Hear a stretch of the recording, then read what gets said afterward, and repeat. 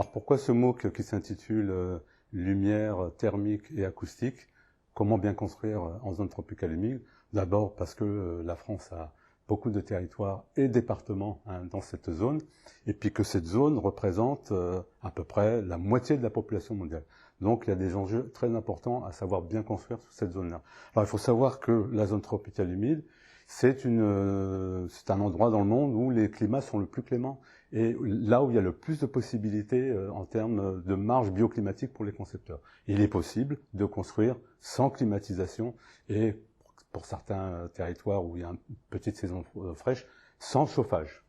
Donc le thème central de cette formation, de ce parcours de formation qui comporte trois MOOC, le premier étant sur l'implantation sur le site, parce qu'il y a beaucoup d'enjeux qui se jouent à l'échelle urbaine.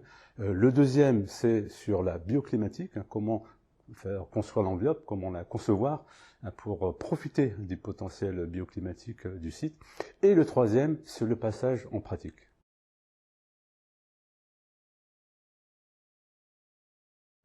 Le premier MOOC concerne l'implantation sur le site. C'est une étape très importante.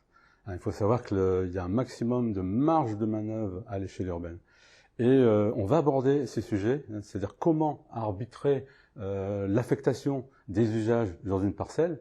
On va essayer évidemment de réserver les parcelles les plus calmes, les plus exposées au vent, pour pouvoir développer la ventilation naturelle. Et puis les autres, aux usages dont on sait que de toute façon ça sera climatisé, par exemple des bureaux, etc., qui vont servir un peu de bouclier à ces parcelles sur lesquelles on va pouvoir vraiment faire de la bioclimatique poussée sans usage de climatiseurs ou de chauffage.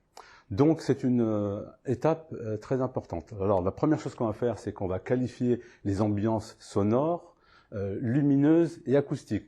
On va empiler ces cartes acoustiques, visuelles, de façon à pouvoir faire émerger les meilleures implantations de masse des bâtiments.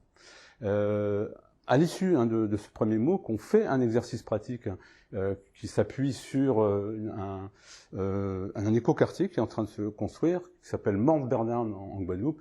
Et là, on a des grosses problématiques d'acoustique avec des boulevards environnants. Et on essaie de voir comment, par notamment des écrans acoustiques, pouvoir agrandir un peu la zone dans laquelle on a suffisamment de calme pour développer la ventilation naturelle, et ensuite on aborde les implantations en fonction des usages.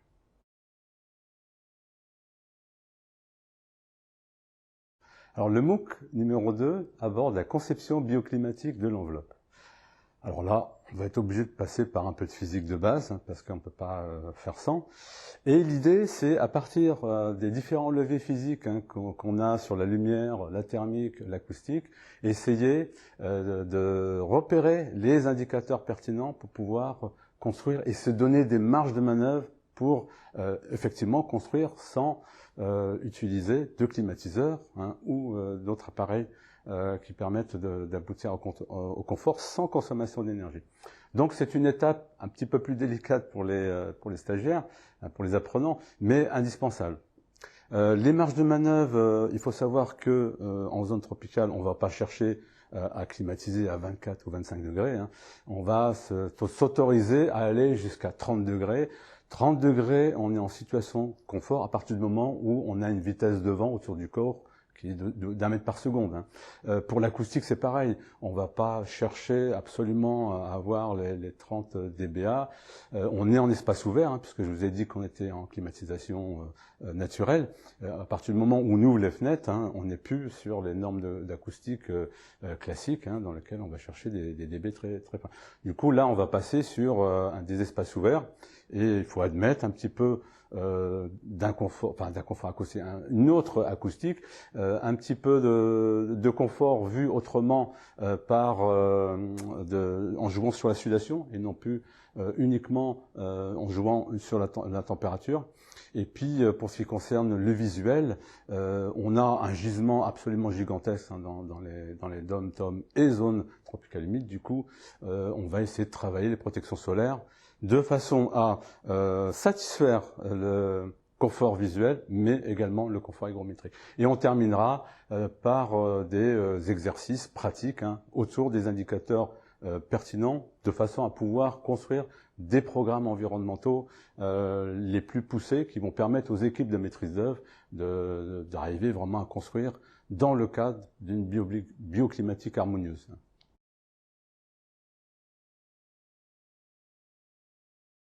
Alors le MOOC 3 s'intitule « En pratique ».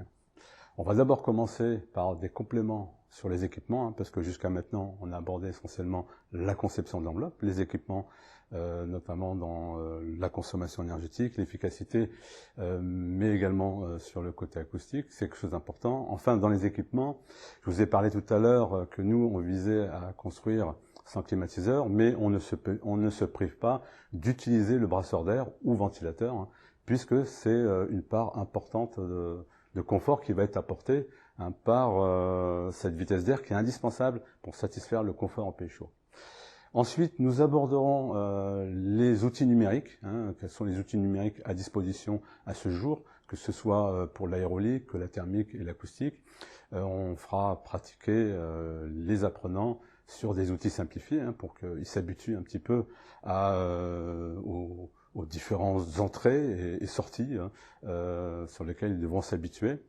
Et enfin, on terminera par une étude de cas pratique, qui est une étude de cas à La Réunion, le CROUS, dans lequel on avait une grosse problématique acoustique, puisqu'il y avait un boulevard, et pourtant, on montre qu'il est possible de construire en ventilation naturelle, même dans des sites particulièrement contraints en acoustique.